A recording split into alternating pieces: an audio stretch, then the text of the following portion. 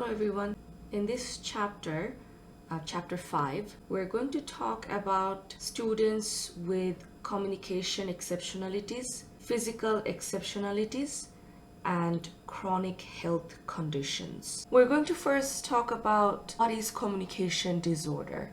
So communication disorder is the impairment in the ability of sending, receiving, or processing, even comprehending verbal, nonverbal, or graphic symbol systems. So meaning that any type of verbal, nonverbal communication is limited due to communication disorders. The next section is physical disabilities and chronic medical conditions. So students who are blind or partially sighted, who need differentiated instruction through other channels and needs extra support, they are considered under the physical disabilities and chronic medical conditions. The next section is nervous system impairment. This is a neurological dysfunctioning from the damage of the brain or spinal cord that may have occurred before, during, or after birth. Some of these exceptionalities include cerebral palsy, epilepsy, Tourette syndrome, brain injury, fetal alcohol spectrum disorders. Students with cerebral palsy, they usually experience muscle tightness or spasm, involuntary movement where they're not able to control any of the muscle movements, difficulties with gross motor skills such as walking, running, any type of fine motor activities such as writing, even speaking, and abnormal perception and sensation. Next one is spina bifida. This is when there is a neural tube defect that is noticeable within the first 4 weeks of pregnancy. The spinal cord, so the spinal cord, it fails to develop properly, which causes damage to the nervous system. It often results in paralysis of the lower limbs as well as loss of bladder control. And students with spina bifida, their cognitive development is affected as well. So our brain is surrounded by cerebrospinal fluid. Students with spina bifida, what happens is that their impairment is accompanied by hydrocephalus, which is the accumulation of the cerebrospinal fluid surrounding the brain. So because that fluid increases due to spina bifida, this fluid needs to be drained. If not, in that case, we see frequently students with spina bifida having cognitive developmental delay. So even though they're able to decode words, they have difficulty comprehending text. Next one is epilepsy. It's a very common neurological disorder when suddenly a lot of electrical energy in the brain has been burst. And the characteristics of epilepsy is brief seizures lasting from 10 seconds up to 5 minutes. The cause of epilepsy is not clear. The prediction is chemical imbalances or head injury could be one reason or cause for epilepsy. Many individuals with intellectual disabilities or cerebral palsy also have epilepsy. And then we have Tourette syndrome. This is a complex neurological disorder modulated by psychological and social factors. So it is characterized by tics. So tics are involuntary, rapid, or sudden muscular movements and uncontrollable vocal words. So when students with Tourette syndrome, they get tics, they say sudden words or it could be inappropriate words. Usually these tics, they decrease when students are concentrating in an absorbing task where they have to physically and cognitively engage. So engaging teaching, it might help with students with Tourette syndrome. They may also have learning disabilities, obsessive compulsive behavior, as well as attention difficulties. Some of the way we can support students with Tourette syndrome would be by being patient and engage with student fully. Response to tics with tolerance, not with anger. And students with Tourette syndrome, remembering that they cannot control these tics. These are out of their control. Also allow students to leave the classroom for a short time when tics are becoming really distracting for the classroom and for the student as well. Provide a quiet place for the student so that they can take a break or during their test, separate the student because when they're anxious, tics increase. So giving them a quiet area to rest and take their test in a relaxed mind might decrease tics. Use recording or technology when it comes to taking test or any type of evaluation. Consider if recording would help the student overcome tics. Next one is brain injury. Brain injury happens when the brain's tissue is damaged or not able to function properly. Many brain injuries, it is acquired, meaning that it is a result of a blow to the head from a fall or a sports injury, an assault, or a motor vehicle accident. Students with brain injuries, they have cognitive difficulties in memorizing, remembering, understanding, even planning. They also have difficulties with processing information, so speed processing, meaning that student might need more time to finish a task and might require further instruction broken down into smaller steps. Keep in mind that because students with acquired brain injury, they're aware of the traumatic event they have been through, they might hold on to this pre-traumatic experience, and that might affect their mental health. Pre-trauma experience would be how that student was before their head injury. Most likely they were a regular student before the head injury, but after the head injury, their thinking, cognitive development, that has been affected. So these realization might be discouraging for the student with a brain injury. Few of the strategies to support students with brain injury are making the student comfortable to ask for assistance and reminding the student that you're there for them anytime they need you, they can reach out to you. Check work after a small amount is begun to reassure the student that they can do it.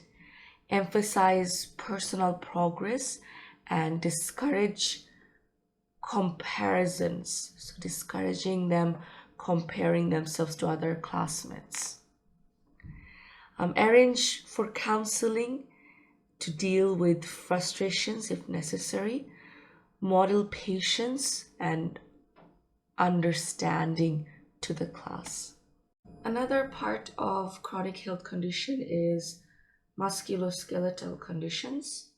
So musculoskeletal conditions, it affects all aspects of students' life, which includes muscular dystrophy as well as juvenile arthritis. Muscular dystrophy, or MD, it refers to a group of genetically based neuromuscular disorder that result in progressive muscle weakness. So in this case of MD, muscle tissue is replaced by fatty tissue and connective tissues, which causes the muscles to weaken and eventually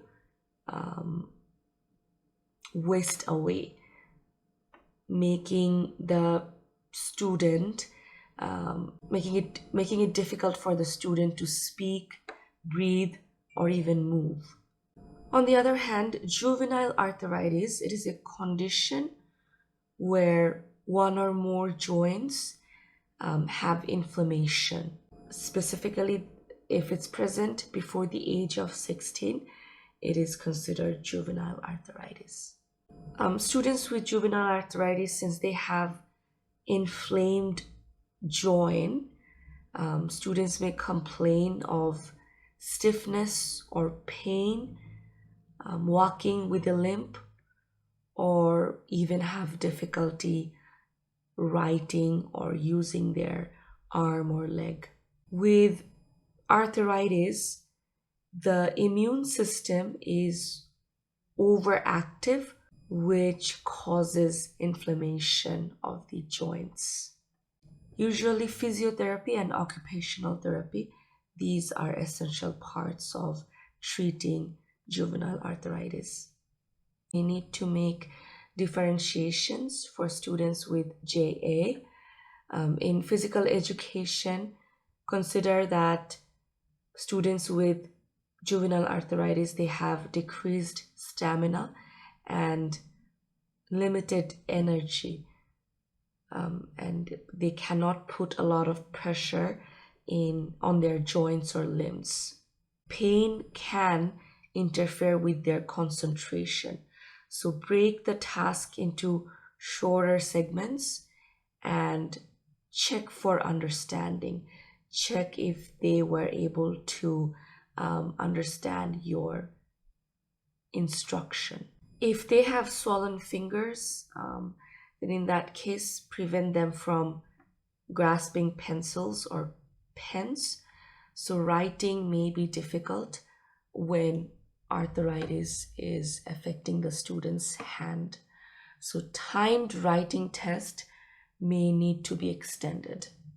In the next section, we talk about chronic health impairments. The first one is diabetes. Students with diabetes, they do not make enough insulin. So since they do not make enough insulin and have problems absorbing and storing sugar, treatment options for diabetes include daily insulin injections or an insulin pump.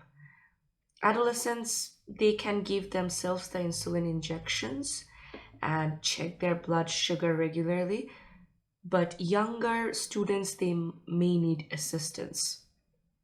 There are three types of diabetic emergencies that you may face. One is low blood sugar or high blood sugar, or diabetic ketoacidosis. The symptoms are similar for all three types. So a glucose test, so you poke your finger and get a bit of blood. That glucose test definitely will determine whether this is severe or if we should take an immediate action or not. The symptoms of diabetes, it can occur suddenly. They might feel suddenly cold, clammy, or sweaty skin, trembling, confusion, difficulty speaking, and if untreated, possibly fainting or unconsciousness. If the student reports these symptoms, then take the student to a quiet place, reach out to the school nurse, assist them with the blood glucose testing, and then provide the student with a snack if their glucose is really low. If the student is unconscious, in that case, call 911 immediately and let the parents know. Next one is allergies. Allergy, it is an abnormal immune response to a substance that is tolerated by non-allergic people. It results in individual signs and symptoms that vary in range and severity and can occur up to 72 hours after exposure to the allergen. So, allergies can become worse with a single exposure to an allergen. Anaphylactic shock is when the person with the allergy is reacting by breathing difficulties. So death can occur within minutes unless an injection is administered. So it is very important to read the school policy on allergies before the start of this school year, and meet with the family. Discuss with the family the allergy policy and the individual emergency plan for their child. Because the characteristics of allergic reaction it varies, it is very important to learn each student's signs and symptoms. The main symptoms are itchy, watery eyes, and itchy and runny nose. Other signs also include itching elsewhere, eczema, hives, dark circles under the eyes, headache, shortness of breath, wheezing, cough, diarrhea, and stomach cramps. The general steps in an emergency plan includes using an EpiPen, following the directions on the injector. Call 911 or an ambulance if necessary, because more serious reaction may follow. Also, make sure to keep record of the expiry date of the EpiPen. Call the parents only after administering the injection immediately. Don't delay it by calling the parents and asking for permission first. Act and then inform. You can take steps ahead of time to avoid allergic reaction from occurring in your classroom. Make sure you have a list of that. Share it with your students, all students in the classroom, so everybody in your classroom is aware. Involve the parents as well if necessary. Take extra care when going to field trips and do not allow the sharing of personal snacks. Children and adolescents with severe allergies, they can sometimes feel anxious and isolated because how they feel different from everyone else. And sometimes teacher will ask students to wear a bracelet, specifically for medic alert bracelet, or carry an injector or EpiPen in a fanny pack. So sometimes adolescents have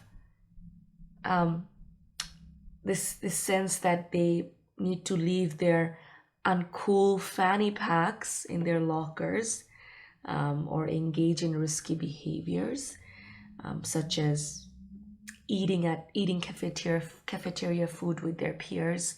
So in order to avoid these, you can enhance self-acceptance by respecting students' feelings and accepting differences and support personal decisions. Try to include the student in all activities, even this means providing an allergy-free alternative. Next is asthma. I'm very familiar with this because my husband has asthma. This is a chronic lung condition that can develop at any age but is common in childhood, especially in children with allergies. The most important characteristics is difficulty breathing. The airways are obstructed by inflammation or muscle spasm and mucus. About 10% of all children under 18 has asthma, and it results in school absence and hospitalizations. Research has shown that more boys than girls are affected with asthma in childhood, but more girls than boys develop asthma during adolescence. The prevention for asthma is an anti-inflammatory drugs taken regularly to prevent and treat inflammation. The preventers are taken in a daily basis. However, relievers, these are used as rescue medication to relax the muscles of the airways and provide quick relief of breathing problems. And these are called inhaler or puffer. Symptoms of asthma includes wheezing, rapid swallowing of breath, chest tightness, nasal flaring, and mouth breathing. In case of breathing difficulty during class time, make sure you have the students stop all activity. Sitting with legs crossed and elbow on knees may ease the breathing somewhat. Stay with the student, talk reassuringly and calmly. Have the student take the appropriate medication. This is usually taken by means of an inhaler or nebulizer. So this is the preventer. They might not be experiencing wheezing or shortness of breath, but the preventer needs to be taken. And again, it depends on the student's medical record when they need to take it and how frequently. Make sure to notify the proper person in accordance with the school policy. This usually means contacting the parents. If the student's condition does not improve or become worse in 15 minutes after giving medication, then call ambulance right away. Next one is cystic fibrosis. Unfortunately, this is incurable and it is the result of an inherited genetic defect, and it causes chronic lung problems and digestive disorders. So the lung becomes covered with sticky mucus that is difficult to remove, and it promotes infection by bacteria. Most people with CF, they require frequent hospitalization and continuous use of antibiotics. They also take enzyme supplements so they can digest the nutrient in their food. Life expectancy of a person with CF, it was once only 8 years, which is now for modern medicine, it's now in mid 30s, and a lung transplant can extend that. Student with CF, they cope with chronic cough and may require physical therapy during school to remove airway mucus. They will probably have excessive appetite combined with weight loss and may need to eat during school. Repeated pneumonia can cause frequent absence of the student but communication with family can ease the process by shifting learning to the hospital room. We can apply differentiated instruction with students for students with CF because CF has been associated with depression, mood and anxiety, memory and concentration problems, as well as fatigue. During adolescence, you may witness a rebellion against treatments. Adolescents often need counseling to deal with delayed puberty and to accept that their life expectancy may be shortened.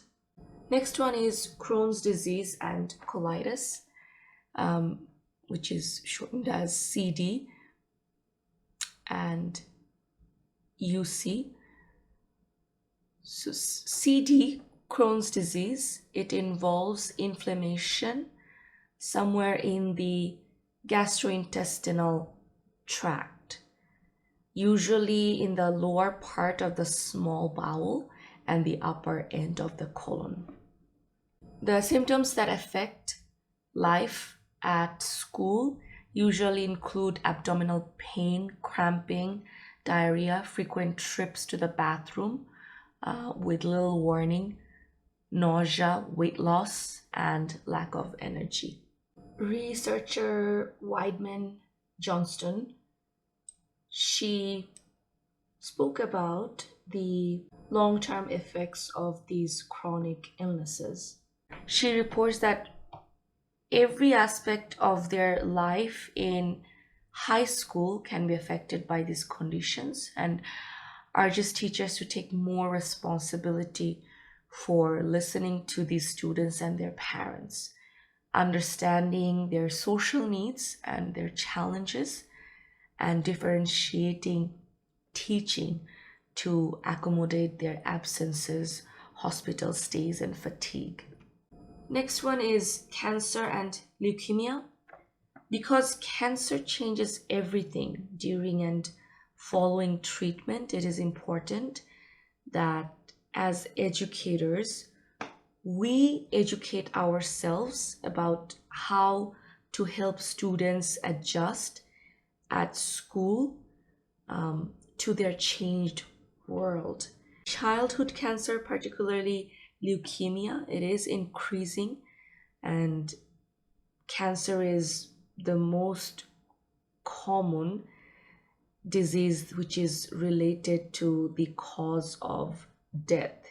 Even though survival rates for pediatric cancer and leukemia, it's much better than the past. However, the effects of these chronic illnesses it persist, and maintaining a normal lifestyle, it is essential to positively adapt to their new lifestyle. This includes attending school whenever possible because school can serve as a normalizing factor and possibly using video conferencing to connect with students in the hospital bed with the students in the classroom. This is all for chapter 5. If you want to learn more about characteristics of students who are deaf, students with visual disabilities and blindness, please feel free to study the rest of chapter 5 and think about which physical and health conditions you expect to have in your classroom where you have to differentiate teaching for your teaching experiences. Thanks for listening.